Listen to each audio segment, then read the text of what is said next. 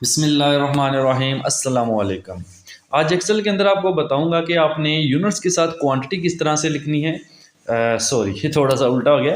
Quantity के साथ unit किस तरह से लिखना है, जैसे 50 केजी है, 50 के साथ केजी। अगर हम ऐसे मैनुअली टाइप करें तो ये तो बहुत ज़्यादा एक तो गलत है, ऐसे होता नहीं है। तो हमने इसको ऑटोमेटिकली करना है। अच्छा, एप्पल वैसे और ऑरेंज वगैरह डजन में होते हैं, याद रख लें, लेकिन बट यहाँ पे तसव्वुर कर लें कि केजी में होते हैं। तो इसलिए हमने पहले ये डाटा अपना सेलेक्ट किया, राइट क्लिक करना है, आपने फॉर्मेट सेल के अंदर चले जाना है। ठीक है, फॉर्मेट सेल में जाने के बाद आपने यहाँ पर कस्टम के ऊपर जाना है। तो कस्टम में जाने के बाद यहाँ पर देखिए टाइप लिखा हुआ है, जनरल को हटा दें। यहाँ पर आपने लिखना है सिफर। सिफर से मुराद है कोई भी वैल्यू। सिफर लिखें, स्पेस दे दें। स्पेस देने के बाद इन्वर्टेड कामा लगाना है और इसके अंदर यूनिट टाइप कर दें, जैसे केजी, किलोग्राम, और इन्वर्टेड कामा को क्लोज कर देना है। तो ये तरीका है जी। जीरो का मतलब है कोई भी वैल्यू, कोई भी डिजिट्स, देन ओके कर दें।